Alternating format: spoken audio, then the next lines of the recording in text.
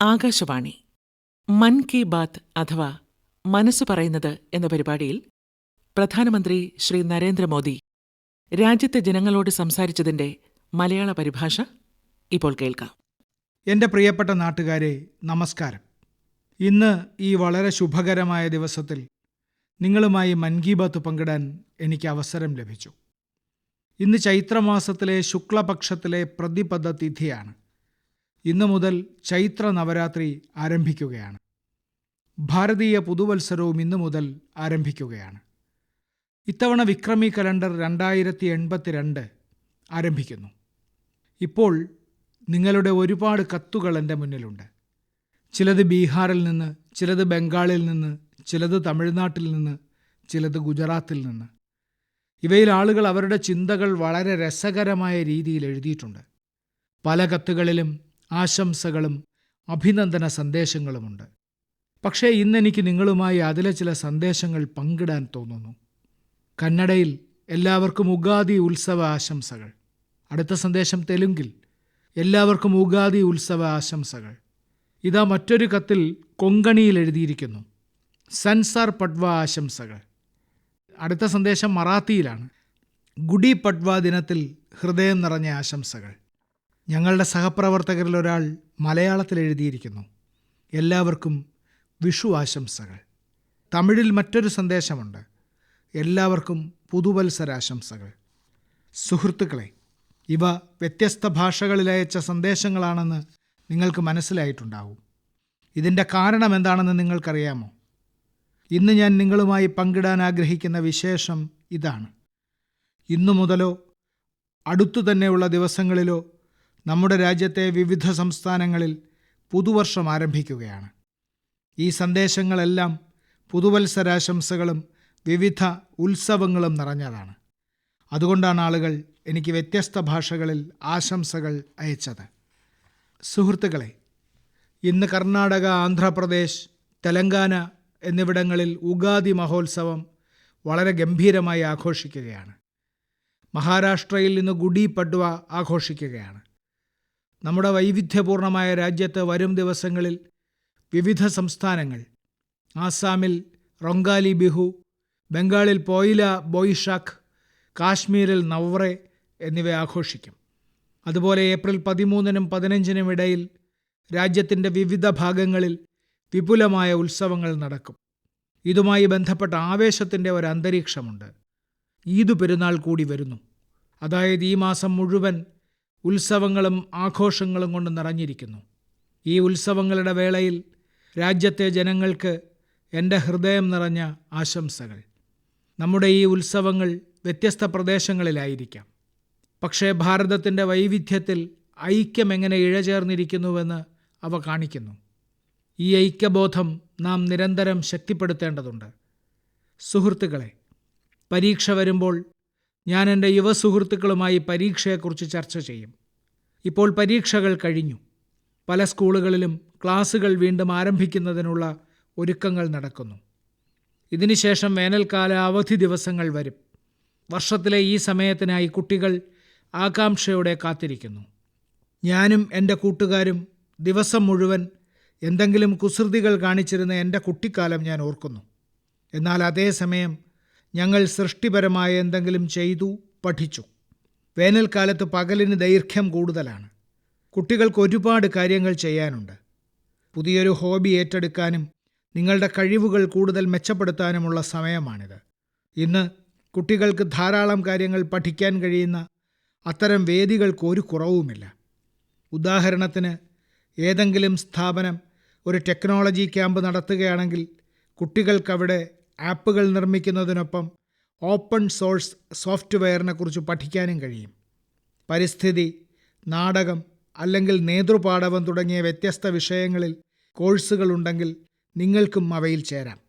പ്രസംഗമോ നാടകമോ പഠിപ്പിക്കുന്ന നിരവധി സ്കൂളുകളുണ്ട്. ഇവ കുട്ടികൾക്ക് വളരെ ഉപയോഗപ്രദമാണ്.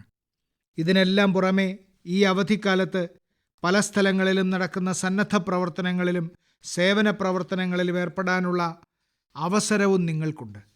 അത്തരം പരിപാടികളെക്കുറിച്ച് എനിക്കൊരു പ്രത്യേക അഭ്യർത്ഥനയുണ്ട്. ഏതെങ്കിലും സംഘടന, സ്കൂൾ, സാമൂഹിക സ്ഥാപനം അല്ലെങ്കിൽ ശാസ്ത്ര കേന്ദ്രം ഇത്തരം വേനൽക്കാല പ്രവർത്തനങ്ങൾ സംഘടിപ്പിക്കുകയാണെങ്കിൽ അത് #MyHolidaysൽ ഷെയർ ചെയ്യുക. ഇങ്ങനെ ചെയ്താൽ രാജ്യമെമ്പാടുമുള്ള കുട്ടികൾക്കും അവരുടെ മാതാപിതാക്കൾക്കും ഇവയെക്കുറിച്ചുള്ള വിവരങ്ങൾ എളുപ്പത്തിൽ ലഭിക്കും. എൻ്റെ യുവ സുഹൃത്തുക്കളെ, ഈ വേനൽക്കാല അവധിക്കാലത്തിനായി തയ്യാറാക്കിയ മൈ ഭാരത് ആ പ്രത്യേക കലണ്ടറിനെക്കുറിച്ച് ഞാനിന്ന് നിങ്ങളുമായി ചർച്ച ചെയ്യാൻ ആഗ്രഹിക്കുന്നു. ഈ കലണ്ടറിൻ്റെ ഒരു പകർപ്പ് ഇപ്പോൾ എൻ്റെ മുമ്പിൽ സൂക്ഷിച്ചിട്ടുണ്ട്. ഈ കലണ്ടറിലെ ചില അതുല്യമായ ശ്രമങ്ങൾ ഞാൻ പങ്കുവയ്ക്കാൻ ആഗ്രഹിക്കുന്നു. മൈ ഭാരത് പഠനയാത്രയിലെന്ന പോലെ ഞങ്ങളുടെ ജൻ ഔഷധി കേന്ദ്രങ്ങൾ എങ്ങനെ പ്രവർത്തിക്കുന്നുവെന്ന് നിങ്ങൾക്കറിയാൻ കഴിയും. വൈബ്രൻ്റ് വില്ലേജ് ക്യാമ്പയിനിൻ്റെ ഭാഗമാകുന്നതിലൂടെ അതിർത്തി ഗ്രാമങ്ങളിൽ നിങ്ങൾക്കൊരു സവിശേഷ അനുഭവം നേടാൻ കഴിയും. ഇതോടൊപ്പം നിങ്ങൾക്ക് തീർച്ചയായും അവിടെയുള്ള സാംസ്കാരിക കായിക പ്രവർത്തനങ്ങളുടെ ഭാഗമാകാൻ കഴിയും. അംബേദ്കർ ജയന്തി ദിനത്തിൽ പദയാത്രയിൽ പങ്കെടുക്കുന്നതിലൂടെ നിങ്ങൾക്ക് ഭരണഘടനയുടെ മൂല്യങ്ങളെക്കുറിച്ചുള്ള അവബോധം പ്രചരിപ്പിക്കാനും കഴിയും. കുട്ടികളോടും അവരുടെ മാതാപിതാക്കളോടും എനിക്കൊരു പ്രത്യേക അഭ്യർത്ഥനയുണ്ട്. അവരുടെ അവധിക്കാല അനുഭവങ്ങൾ #ഹോളിഡേ മെമ്മറീസുമായി പങ്കിടണം. വരാനിരിക്കുന്ന മൻ കി ബാത്തിൽ നിങ്ങളുടെ അനുഭവങ്ങൾ ഉൾപ്പെടുത്താൻ ഞാൻ ശ്രമിക്കാം. എൻ്റെ പ്രിയപ്പെട്ട നാട്ടുകാരെ, വേനൽക്കാലം ആരംഭിക്കുമ്പോൾ തന്നെ എല്ലാ നഗരങ്ങളിലും ഗ്രാമങ്ങളിലും ജലസംരക്ഷണത്തിനുള്ള തയ്യാറെടുപ്പുകൾ ആരംഭിക്കും. പല സംസ്ഥാനങ്ങളിലും ജലകൊയ്ത്തും ജലസംരക്ഷണവുമായി ബന്ധപ്പെട്ട പ്രവർത്തനങ്ങൾക്ക് പുതിയ വേഗത കൈവന്നിട്ടുണ്ട്. ജലവൈദ്യുത മന്ത്രാലയവും വിവിധ സന്നദ്ധ സംഘടനകളും ഈ ദിശയിൽ പ്രവർത്തിക്കുന്നു. രാജ്യത്ത് ആയിരക്കണക്കിന് കൃത്രിമ കുളങ്ങൾ, ചെക്ക് ഡാമുകൾ, കുഴൽക്കിണർ റീചാർജ്, കമ്മ്യൂണിറ്റി സോക്ക് പിറ്റുകൾ എന്നിവ നിർമ്മിക്കപ്പെടുന്നു. എല്ലാ വർഷത്തെയും പോലെ ഇത്തവണയും ക്യാച്ച് ദ റെയിൻ എന്ന പ്രചാരണത്തിനുള്ള ഒരുക്കങ്ങൾ പൂർത്തിയായി. ഈ പ്രചാരണം സർക്കാരിൻ്റേതല്ല, മറിച്ച് സമൂഹത്തിൻ്റേതാണ്, സാധാരണക്കാരുടേതാണ്.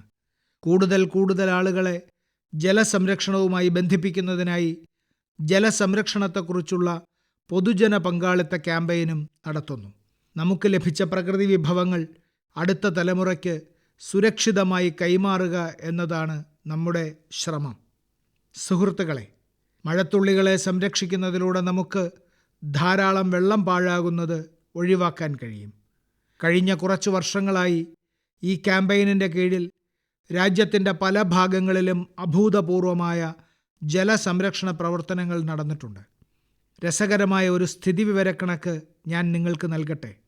കഴിഞ്ഞ 7-8 വർഷങ്ങൾക്കുള്ളിൽ പുതുതായി നിർമ്മിച്ച ടാങ്കുകൾ, കുളങ്ങൾ, മറ്റ് ജല റീചാർജ് ഘടനകൾ എന്നിവയിലൂടെ 11 ബില്യൺ ക്യൂബിക് മീറ്ററിലധികം വെള്ളം സംരക്ഷിക്കപ്പെട്ടു.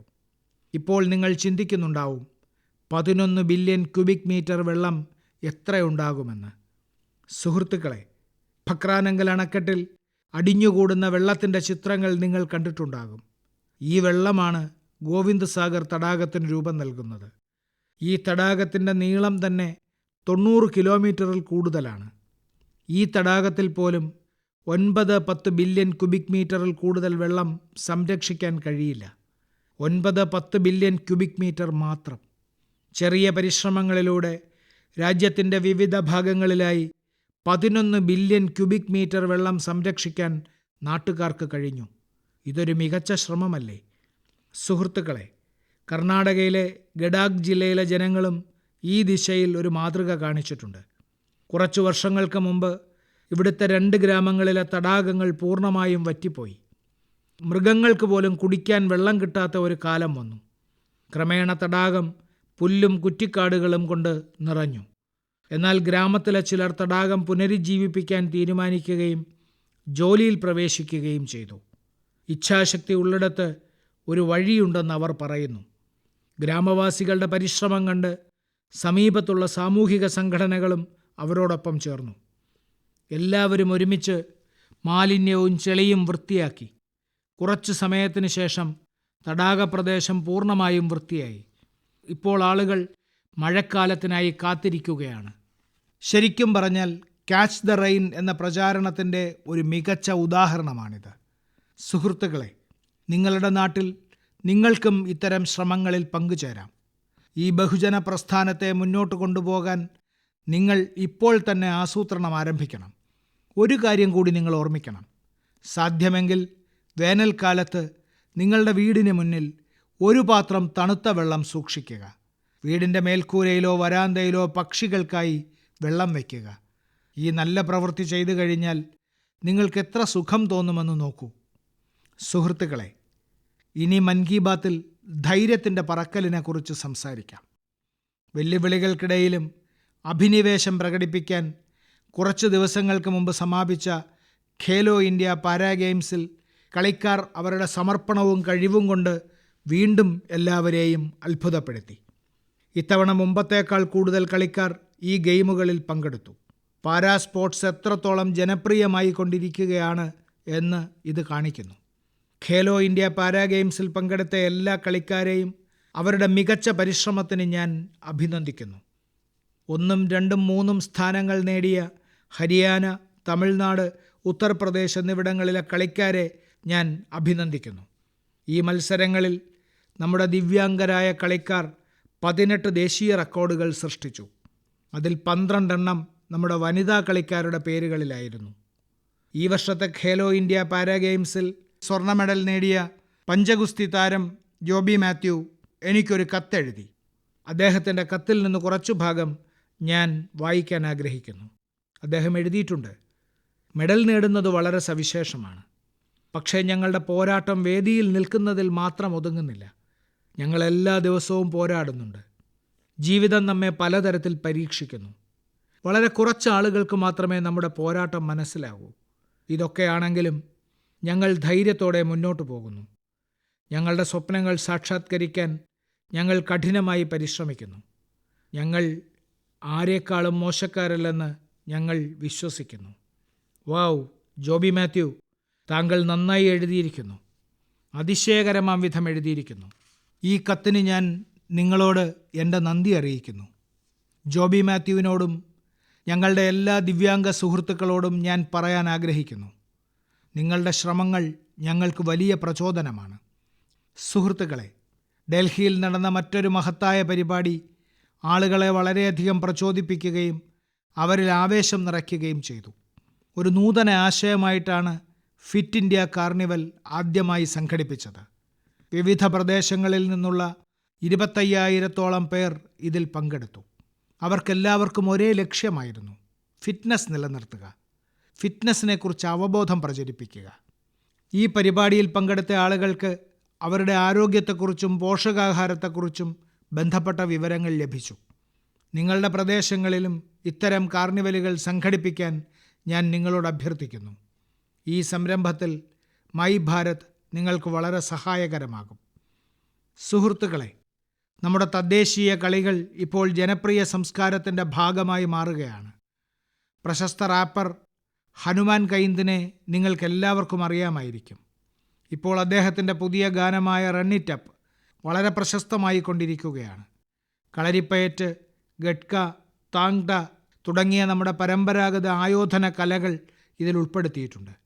ഹനുമാൻ കൈന്ദിൻ്റെ പരിശ്രമത്തിലൂടെ ലോകമെമ്പാടുമുള്ള ജനങ്ങൾക്ക് നമ്മുടെ പരമ്പരാഗത ആയോധന കലകളെക്കുറിച്ച് അറിയാൻ കഴിയുന്നു എന്നതിൽ ഞാൻ അദ്ദേഹത്തെ അഭിനന്ദിക്കുന്നു. എൻ്റെ പ്രിയപ്പെട്ട നാട്ടുകാരെ, എല്ലാ മാസവും MyGov-യിലൂടെയും നമോ ആപ്പിലൂടെയും നിങ്ങളിൽ നിന്ന് എനിക്ക് ധാരാളം സന്ദേശങ്ങൾ ലഭിക്കുന്നു. പല സന്ദേശങ്ങളും എൻ്റെ ഹൃദയത്തെ സ്പർശിക്കുന്നു.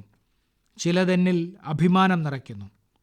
പലപ്പോഴും ഈ സന്ദേശങ്ങളിൽ നമ്മുടെ സംസ്കാരത്തെയും പാരമ്പര്യത്തെയും കുറിച്ചുള്ള അതുല്യമായ വിവരങ്ങൾ അടങ്ങിയിരിക്കുന്നു. ഇത്തവണ എൻ്റെ ശ്രദ്ധ പിടിച്ചുപറ്റിയ സന്ദേശം നിങ്ങളുമായി പങ്കിടാൻ ഞാൻ ആഗ്രഹിക്കുന്നു. വാരാണസിയിൽ നിന്നുള്ള അഥർവ കപൂർ, മുംബൈയിൽ നിന്നുള്ള ആര്യഷ് ലിഖ, ആട്രിമാൻ എന്നിവർ എൻ്റെ മൗറീഷ്യസ് സന്ദർശനത്തെക്കുറിച്ചുള്ള അവരുടെ വികാരങ്ങൾ എഴുതി അയച്ചു. ഈ യാത്രയിൽ ഗീത് ഗവായിയുടെ പ്രകടനം തനിക്ക് വളരെയധികം ഇഷ്ടപ്പെട്ടുവെന്ന് അദ്ദേഹം എഴുതിയിട്ടുണ്ട്. കിഴക്കൻ ഉത്തർപ്രദേശിൽ നിന്നും ബീഹാറിൽ നിന്നും ലഭിച്ച നിരവധി കത്തുകളിൽ സമാനമായ വികാരങ്ങൾ ഞാൻ കണ്ടിട്ടുണ്ട്. മൗറീഷ്യസിൽ ഗീത് ഗവായിയുടെ അസാമാന്യമായ പ്രകടനത്തിനിടെ ഞാൻ അനുഭവിച്ചത് ശരിക്കും അത്ഭുതകരമായിരുന്നു. സുഹൃത്തുക്കളെ, നമ്മൾ നമ്മളുടെ വേരുകളുമായി ബന്ധപ്പെട്ടിരിക്കുമ്പോൾ എത്ര വലിയ കൊടുങ്കാറ്റ് വന്നാലും അതിന് നമ്മെ പിഴുതെറിയാൻ കഴിയില്ല. ഒന്ന് ചിന്തിച്ചു നോക്കൂ. ഏകദേശം 200 വർഷങ്ങൾക്ക് മുമ്പ് ഭാരതത്തിൽ നിന്ന് നിരവധി ആളുകൾ മൗറീഷ്യസിലേക്ക് കരാറുകാരായി പോയി. അടുത്തതായി എന്ത് സംഭവിക്കുമെന്ന് ആർക്കും അറിയില്ലായിരുന്നു. എന്നാൽ കാലക്രമേണ അവർ അവിടെ സ്ഥിരതാമസമാക്കി. മൗറീഷ്യസിൽ അവർ വലിയൊരു പേരു സമ്പാദിച്ചു. അവർ അവരുടെ പൈതൃകം കാത്തുസൂക്ഷിക്കുകയും അവരുടെ വേരുകളുമായി ബന്ധം പുലർത്തുകയും ചെയ്തു. മൗറീഷ്യസ് മാത്രമല്ല അത്തരമൊരു ഉദാഹരണം. കഴിഞ്ഞ വർഷം ഞാൻ ഗയാനയിൽ പോയപ്പോൾ അവിടുത്തെ ചൗട്ടാൽ പ്രകടനം എന്നെ വളരെയധികം ആകർഷിച്ചു. സുഹൃത്തുക്കളെ, ഇനി ഞാൻ നിങ്ങൾക്കായി ഒരു ഓഡിയോ പ്ലേ ചെയ്യട്ടെ.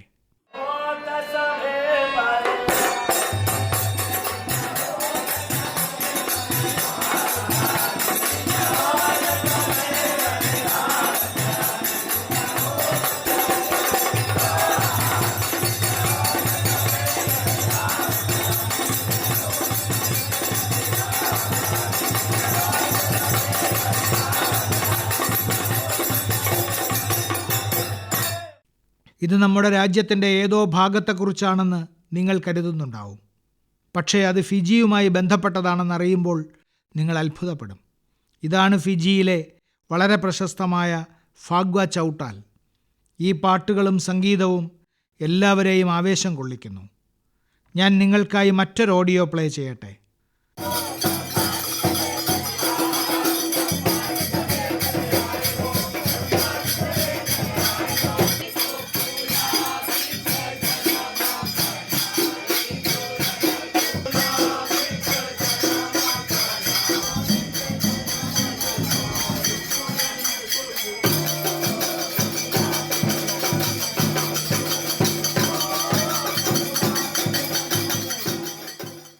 ഈ ഓഡിയോ സുരിനാമിലെ ചൗട്ടലാണ്. ഈ പരിപാടി TV-യിൽ കാണുന്ന നാട്ടുകാർക്ക് സുരിനാമിൻ്റെ പ്രസിഡന്റും എൻ്റെ സുഹൃത്തുമായ ശ്രീ ചാൻ സന്തോഖിയും ഇത് ആസ്വദിക്കുന്നത് കാണാൻ കഴിയും. ട്രിനിഡാഡ് ആൻഡ് ടുബാഗോയിലും ഈ കൂട്ടായ്മകളുടെയും ഗാനങ്ങളുടെയും പാരമ്പര്യം വളരെ ജനപ്രിയമാണ്. ഈ രാജ്യങ്ങളിലെല്ലാം ആളുകൾ രാമായണം ധാരാളം വായിക്കുന്നു. ഫഗ്വ ഇവിടെ വളരെ പ്രശസ്തമാണ്. എല്ലാ ഭാരതീയ ഉത്സവങ്ങളും പൂർണ്ണ ആവേശത്തോടെ ആഘോഷിക്കപ്പെടുന്നു. അവരുടെ പല ഗാനങ്ങളും ഭോജ്പുരി, അവധി അല്ലെങ്കിൽ ഒരു മിശ്രിത ഭാഷയിലാണ്. ഇടയ്ക്കിടെ ബ്രജ്, മൈഥിലി എന്നിവയും ഉപയോഗിക്കുന്നു. ഈ രാജ്യങ്ങളിൽ നമ്മുടെ പാരമ്പര്യങ്ങൾ സംരക്ഷിക്കുന്ന എല്ലാവരും അഭിനന്ദനമർഹിക്കുന്നു. സുഹൃത്തുക്കളെ, വർഷങ്ങളായി ഭാരതീയ സംസ്കാരം സംരക്ഷിക്കുന്നതിനായി പ്രവർത്തിക്കുന്ന അത്തരം നിരവധി സംഘടനകൾ ലോകത്തിലുണ്ട്. അത്തരത്തിലുള്ള ഒരു സംഘടനയാണ് Singapore Indian fine arts society. ഭാരതീയ നൃത്തം, സംഗീതം, സംസ്കാരം എന്നിവ സംരക്ഷിക്കുന്നതിൽ ഏർപ്പെട്ടിരിക്കുന്ന ഈ സംഘടന അതിൻ്റെ മഹത്തായ 75 വർഷം പൂർത്തിയാക്കിയിരിക്കുന്നു. ഈ അവസരവുമായി ബന്ധപ്പെട്ട പരിപാടിയിൽ Singapore president Shri Tharman Shanmugaratnam വിശിഷ്ട അതിഥിയായിരുന്നു. ഈ സംഘടനയുടെ ശ്രമങ്ങളെ അദ്ദേഹം വളരെയധികം അഭിനന്ദിച്ചു. ഈ ടീമിന് എൻ്റെ ആശംസകൾ നേരുന്നു. സുഹൃത്തുക്കളെ, മൻ കി ബാത്തിൽ നമ്മൾ പലപ്പോഴും ജനങ്ങളുടെ നേട്ടങ്ങൾക്കൊപ്പം സാമൂഹിക വിഷയങ്ങളും ഉന്നയിക്കാറുണ്ട്. ചിലപ്പോൾ വെല്ലുവിളികളെക്കുറിച്ചും ചർച്ച ചെയ്യുന്നു. ഇത്തവണ മൻ കി ബാത്തിൽ നമ്മളെല്ലാവരുമായി നേരിട്ട് ബന്ധപ്പെട്ട ഒരു വെല്ലുവിളിയെക്കുറിച്ച് ഞാൻ സംസാരിക്കാൻ ആഗ്രഹിക്കുന്നു. ഇതാണ് ടെക്സ്റ്റൈൽ വേസ്റ്റ് എന്ന വെല്ലുവിളി. ഈ തുണി മാലിന്യത്തിൽ പുതുതായി എന്ത് പ്രശ്നമാണ് ഉണ്ടായതെന്ന് നിങ്ങൾ ചിന്തിക്കുന്നുണ്ടാവും. വാസ്തവത്തിൽ തുണിത്തരങ്ങളുടെ മാലിന്യം ലോകമെമ്പാടും ആശങ്കയുണ്ടാക്കുന്ന പുതിയ പ്രധാന കാരണമായി മാറിയിരിക്കുന്നു. ഇക്കാലത്ത് പഴയ വസ്ത്രങ്ങൾ എത്രയും വേഗം ഉപേക്ഷിച്ച് പുതിയത് വാങ്ങുന്ന പ്രവണത ലോകമെമ്പാടും വർദ്ധിച്ചു വരികയാണ്. നിങ്ങൾ ധരിക്കാതെ ഉപേക്ഷിക്കുന്ന പഴയ വസ്ത്രങ്ങൾക്ക് എന്ത് സംഭവിക്കുമെന്ന് നിങ്ങൾ എപ്പോഴെങ്കിലും ചിന്തിച്ചിട്ടുണ്ടോ? ഇത് തുണി മാലിന്യമായി മാറുന്നു. ഈ വിഷയത്തിൽ ആഗോളതലത്തിൽ ധാരാളം ഗവേഷണങ്ങൾ നടക്കുന്നുണ്ട്. ഒരു ഗവേഷണം വെളിപ്പെടുത്തിയത് തുണിത്തരങ്ങളുടെ 1% താഴെ മാത്രമേ പുതിയ വസ്ത്രങ്ങളാക്കി മാറ്റുന്നുള്ളൂ എന്നാണ്. 1% താഴെ മാത്രം. ലോകത്തെ ഏറ്റവും കൂടുതൽ തുണിമാലിന്യം ഉൽപ്പാദിപ്പിക്കപ്പെടുന്ന 3ാമത്തെ രാജ്യമാണ് ഭാരതം. ഇതിനർത്ഥം നമ്മളും ഒരു വലിയ വെല്ലുവിളി നേരിടുന്നു എന്നാണ്. പക്ഷേ ഈ വെല്ലുവിളി നേരിടാൻ നമ്മുടെ രാജ്യത്ത് നിരവധി പ്രശംസനീയമായ ശ്രമങ്ങൾ നടക്കുന്നുണ്ടെന്നതിൽ ഞാൻ സന്തുഷ്ടനാണ്. ഭാരതത്തിലെ നിരവധി സ്റ്റാർട്ടപ്പുകൾ ടെക്സ്റ്റൈൽസ് റിക്കവറി ഫെസിലിറ്റീസ് എന്ന വിഷയത്തിൽ പ്രവർത്തിക്കാൻ തുടങ്ങിയിട്ടുണ്ട്. മാലിന്യം ശേഖരിക്കുന്ന നമ്മളുടെ സഹോദരീ സഹോദരന്മാരുടെ ശാക്തീകരണത്തിനായി പ്രവർത്തിക്കുന്ന അത്തരം നിരവധി ടീമുകളുണ്ട്. സുസ്ഥിര ഫാഷനു വേണ്ടിയുള്ള ശ്രമങ്ങളിൽ നിരവധി യുവസുഹൃത്തുക്കൾ പങ്കാളികളാണ്. അവർ പഴയ വസ്ത്രങ്ങളും ചെരുപ്പുകളും പുനരുപയോഗിച്ച് ആവശ്യക്കാർക്കെത്തിക്കുന്നു. അലങ്കാര വസ്തുക്കൾ, ഹാൻഡ് ബാഗുകൾ, സ്റ്റേഷനറി വസ്തുക്കൾ, കളിപ്പാട്ടങ്ങൾ തുടങ്ങി നിരവധി വസ്തുക്കൾ തുണിമാലിന്യത്തിൽ നിന്ന് നിർമ്മിക്കുന്നുണ്ട്. ഇന്ന് പല സംഘടനകളും സർക്കുലർ ഫാഷൻ ബ്രാൻഡിനെ ജനപ്രിയമാക്കുന്നതിൽ ഏർപ്പെട്ടിരിക്കുന്നു. ഡിസൈനർ വസ്ത്രങ്ങൾ വാടകയ്ക്ക് ലഭിക്കുന്ന പുതിയ വാടക പ്ലാറ്റ്ഫോമുകളും തുറക്കുന്നുണ്ട്. ചില സംഘടനകൾ പഴയ വസ്ത്രങ്ങൾ ശേഖരിച്ച് പുനരുപയോഗിക്കാവുന്നതാക്കി ദരിദ്രർക്ക് വിതരണം ചെയ്യുന്നു. സുഹൃത്തുക്കളെ, ചില നഗരങ്ങൾ തുണിമാലിന്യങ്ങൾ കൈകാര്യം ചെയ്യുന്നതിൽ പുതിയൊരടയാളം സൃഷ്ടിക്കുന്നുണ്ട്. ഹരിയാനയിലെ പാനിപ്പത്ത് ടെക്സ്റ്റൈൽ റീസൈക്ലിങ്ങിൻ്റെ ആഗോള കേന്ദ്രമായി വളരുകയാണ്. നൂതന സാങ്കേതിക പരിഹാരങ്ങളിലൂടെ ബംഗളൂരു വ്യത്യസ്ത മുദ്ര പതിപ്പിക്കുകയാണ്. തുണിത്തരങ്ങളുടെ പകുതിയിലധികവും ഇവിടെയാണ് ശേഖരിക്കുന്നത്. ഇത് നമ്മുടെ മറ്റു നഗരങ്ങൾക്കും ഒരു മാതൃകയാണ്. അതുപോലെ തമിഴ്നാട്ടിലെ Tiruppur waste water treatment, renewable എനർജിയിലൂടെ ടെക്സ്റ്റൈൽ വേസ്റ്റ് മാനേജ്മെൻറ്റ് എന്നീ പ്രവർത്തനങ്ങളിൽ പങ്കെടുക്കുന്നു. എൻ്റെ പ്രിയപ്പെട്ട നാട്ടുകാരെ, ഇന്ന് ഫിറ്റ്നസ്സിനൊപ്പം എണ്ണവും വലിയ പങ്ക് വഹിച്ചിട്ടുണ്ട്. ഒരു ദിവസം എത്ര ചുവടുകൾ നടന്നു എന്നതിൻ്റെ എണ്ണവും, ഒരു ദിവസം എത്ര കലോറി കഴിച്ചു എന്നതിൻ്റെ എണ്ണവും, എത്ര കലോറി കത്തിച്ചു കളഞ്ഞു എന്നതിൻ്റെ എണ്ണവും, ഇത്രയും എണ്ണങ്ങൾക്കിടയിൽ മറ്റൊരു കൗണ്ട് ഡൗൺ ആരംഭിക്കാൻ പോകുന്നു. അന്താരാഷ്ട്ര യോഗ ദിനത്തിലേക്കുള്ള കൗണ്ട് ഡൗൺ. യോഗ ദിനത്തിന് ഇനി 100 ദിവസത്തിൽ താഴെ മാത്രം. ഇതുവരെ നിങ്ങളുടെ ജീവിതത്തിൽ യോഗ ഉൾപ്പെടുത്തിയിട്ടില്ലെങ്കിൽ ഇപ്പോൾ തന്നെ അത് ചെയ്യുക. ഇനിയും വൈകിയിട്ടില്ല. 10 വർഷങ്ങൾക്ക് മുമ്പ് 2015 ജൂൺ 21 ആദ്യത്തെ അന്താരാഷ്ട്ര യോഗ ദിനം ആഘോഷിച്ചത്. ഇപ്പോൾ ഈ ദിവസം യോഗയുടെ മഹോത്സവ രൂപമായി മാറിയിരിക്കുന്നു. ഭാരതം മനുഷ്യരാശിക്ക് നൽകുന്ന വിലയേറിയ സമ്മാനമാണിത്. ഭാവി തലമുറകൾക്ക് ഇത് വളരെ ഉപയോഗപ്രദമാകും. 2025 യോഗ ദിനത്തിൻ്റെ പ്രമേയം yoga for one earth one health എന്നതാണ്. അതായത് യോഗയിലൂടെ ലോകം മുഴുവൻ ആരോഗ്യകരമാക്കാൻ നാം ആഗ്രഹിക്കുന്നു.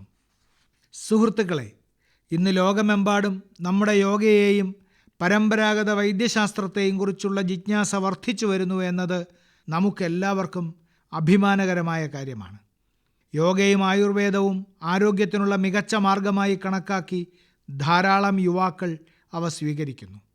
ഇപ്പോൾ തെക്കേ അമേരിക്കൻ രാജ്യമായ ചിലിയെപ്പോലെ ആയുർവേദം അവിടെ കൂടുതൽ പ്രചാരത്തിലായിക്കൊണ്ടിരിക്കുകയാണ്. കഴിഞ്ഞ വർഷം ബ്രസീൽ സന്ദർശന വേളയിൽ ഞാൻ ചിലി പ്രസിഡന്റിനെ കണ്ടു. ആയുർവേദത്തിൻ്റെ ഈ ജനപ്രീതിയെക്കുറിച്ച് ഞങ്ങൾക്കിടയിൽ ധാരാളം ചർച്ചകൾ നടന്നു. സോമോസ് ഇന്ത്യ എന്നൊരു ടീമിനെക്കുറിച്ച് ഞാൻ അറിഞ്ഞു. സ്പാനിഷിൽ അതിൻ്റെ അർത്ഥം നമ്മൾ ഇന്ത്യ എന്നാണ്. ഒരു പതിറ്റാണ്ടോളമായി യോഗയും ആയുർവേദവും പ്രോത്സാഹിപ്പിക്കുന്നതിൽ ഈ ടീം ഏർപ്പെട്ടിരിക്കുന്നു. ചികിത്സയിലും വിദ്യാഭ്യാസ പരിപാടികളിലുമാണ് അവരുടെ ശ്രദ്ധ. ആയുർവേദം, യോഗ എന്നിവയുമായി ബന്ധപ്പെട്ട വിവരങ്ങൾ സ്പാനിഷ് ഭാഷയിലേക്ക് വിവർത്തനം ചെയ്യുന്നുണ്ട്. കഴിഞ്ഞ വർഷത്തെക്കുറിച്ച് മാത്രം പറയുകയാണെങ്കിൽ ഏകദേശം 9,000 ആളുകൾ അവരുടെ വിവിധ പരിപാടികളിലും കോഴ്സുകളിലും പങ്കെടുത്തു. ഈ ടീമുമായി ബന്ധപ്പെട്ട എല്ലാവരുടെയും പരിശ്രമത്തെ ഞാൻ അഭിനന്ദിക്കുന്നു. എൻ്റെ പ്രിയപ്പെട്ട നാട്ടുകാരെ, ഇനി മൻ കി ബാത്തിൽ ഒരു രസകരമായ ചോദ്യം. നിങ്ങൾ എപ്പോഴെങ്കിലും ഒരു പുഷ്പയാത്രയെക്കുറിച്ച് ചിന്തിച്ചിട്ടുണ്ടോ? മരങ്ങളിൽ നിന്നും ചെടികളിൽ നിന്നും വളരുന്ന ചില പൂക്കൾ ക്ഷേത്രങ്ങളിലേക്ക് സഞ്ചരിക്കുന്നു. ചില പൂക്കൾ വീടിനെ മനോഹരമാക്കുന്നു. ചിലത് സുഗന്ധദ്രവ്യങ്ങളിൽ ലയിച്ച് എല്ലായിടത്തും സുഗന്ധം പരത്തുന്നു. എന്നാൽ ഇന്ന് ഞാൻ നിങ്ങളോട് പൂക്കളുടെ മറ്റൊരു യാത്രയെക്കുറിച്ച് പറയാം. മഹുവ പൂക്കളെക്കുറിച്ച് നിങ്ങൾ കേട്ടിട്ടുണ്ടാകും. നമ്മുടെ ഗ്രാമങ്ങളിലെ ആളുകൾക്ക്, പ്രത്യേകിച്ചും ആദിവാസി സമൂഹത്തിന് അതിൻ്റെ പ്രാധാന്യത്തെക്കുറിച്ച് നന്നായി അറിയാം. രാജ്യത്തിൻ്റെ പല ഭാഗങ്ങളിലും മഹുവ പൂക്കളുടെ യാത്ര ഇപ്പോൾ ഒരു പുതിയ പാതയിലേക്ക് ആരംഭിച്ചിരിക്കുന്നു. മധ്യപ്രദേശിലെ ചിന്ദ്വാര ജില്ലയിലാണ് മഹുവ പൂക്കളിൽ നിന്ന് കുക്കീസ് നിർമ്മിക്കുന്നത്. രജഖോ ഗ്രാമത്തിലെ 4 സഹോദരിമാരുടെ പരിശ്രമം മൂലം ഈ കുക്കീസ് വളരെ ജനപ്രിയമായിക്കൊണ്ടിരിക്കുകയാണ്. ഈ സ്ത്രീകളുടെ ആവേശം കണ്ട് ഒരു വലിയ കമ്പനി അവർക്ക് ഫാക്ടറിയിൽ ജോലി ചെയ്യാൻ പരിശീലനം നൽകി. അവരിൽ നിന്ന് പ്രചോദനം ഉൾക്കൊണ്ട് ഗ്രാമത്തിലെ നിരവധി സ്ത്രീകൾ അവർക്കൊപ്പം ചേർന്നു. അവർ നിർമ്മിക്കുന്ന മഹുവ കുക്കീസിൻ്റെ ആവശ്യം അതിവേഗം വർദ്ധിച്ചുകൊണ്ടിരിക്കുകയാണ്. തെലങ്കാനയിലെ ആദിലാബാദ് ജില്ലയിലും 2 സഹോദരിമാർ മഹുവ പൂക്കളിൽ ഒരു പുതിയ പരീക്ഷണം നടത്തി. ഇവ ഉപയോഗിച്ച് അവർ പലതരം വിഭവങ്ങൾ ഉണ്ടാക്കുന്നു. ആളുകൾക്കിത് വളരെ ഇഷ്ടമാണ്. അവരുടെ വിഭവങ്ങളിലും ആദിവാസി സംസ്കാരത്തിൻ്റെ മധുരമുണ്ട്. സുഹൃത്തുക്കളെ, മറ്റൊരത്ഭുതകരമായ പുഷ്പത്തെക്കുറിച്ച് ഞാൻ നിങ്ങളോട് പറയാൻ ആഗ്രഹിക്കുന്നു. അതിൻ്റെ പേര് കൃഷ്ണകമൽ എന്നാണ്. ഗുജറാത്തിലെ ഏക്താ നഗറിലെ സ്റ്റാച്യു ഓഫ് യൂണിറ്റി നിങ്ങൾ സന്ദർശിച്ചിട്ടുണ്ടോ? സ്റ്റാച്യു ഓഫ് യൂണിറ്റിക്ക് ചുറ്റും ഈ കൃഷ്ണകമലത്തെ നിങ്ങൾക്ക് ധാരാളം കാണാൻ കഴിയും. ഈ പൂക്കൾ വിനോദസഞ്ചാരികളെ ആകർഷിക്കുന്നു. ഏക്താ നഗറിലെ ആരോഗ്യവനം, ഏക്താ നഴ്സറി, വിശ്വവനം, മിയാവാക്കി വനം എന്നിവിടങ്ങളിലെ ആകർഷണ കേന്ദ്രമായി ഈ കൃഷ്ണകമലം മാറിയിരിക്കുന്നു. ലക്ഷക്കണക്കിന് കൃഷ്ണകമലങ്ങൾ ഇവിടെ ആസൂത്രിതമായ രീതിയിൽ നട്ടുപിടിപ്പിച്ചിട്ടുണ്ട്. ചുറ്റും നോക്കിയാൽ പൂക്കളുടെ രസകരമായ യാത്രകൾ നിങ്ങൾക്ക് കാണാൻ കഴിയും. നിങ്ങളുടെ പ്രദേശത്തെ പൂക്കളുടെ അത്തരമൊരു അതുല്യമായ യാത്രയെക്കുറിച്ച് നിങ്ങൾ എനിക്ക് എഴുതണം. എൻ്റെ പ്രിയപ്പെട്ട സുഹൃത്തുക്കളെ, നിങ്ങളുടെ ചിന്തകളും അനുഭവങ്ങളും വിവരങ്ങളും എപ്പോഴും എന്നോടൊപ്പം പങ്കുവയ്ക്കുക. നിങ്ങളുടെ ചുറ്റും എന്തെങ്കിലും സംഭവിക്കുന്നുണ്ടാകാം. അത് സാധാരണമാണെന്ന് തോന്നാം. പക്ഷേ മറ്റുള്ളവർക്ക് ആ വിഷയം വളരെ രസകരവും പുതിയതുമായിരിക്കാം. നമ്മുടെ നാട്ടുകാരെക്കുറിച്ച് നമ്മെ പ്രചോദിപ്പിക്കുന്ന കാര്യങ്ങൾ ചർച്ച ചെയ്യാൻ അടുത്ത മാസം നമ്മൾ വീണ്ടും കണ്ടുമുട്ടും. എല്ലാവർക്കും വളരെ നന്ദി, നമസ്കാരം. മൻ കി ബാത്ത് അഥവാ മനസ്സ് പറയുന്നത് എന്ന പരിപാടിയിൽ പ്രധാനമന്ത്രി ശ്രീ നരേന്ദ്രമോദി രാജ്യത്തെ ജനങ്ങളോട് സംസാരിച്ചതിൻ്റെ മലയാള പരിഭാഷയാണ് ഇതുവരെ കേട്ടത്.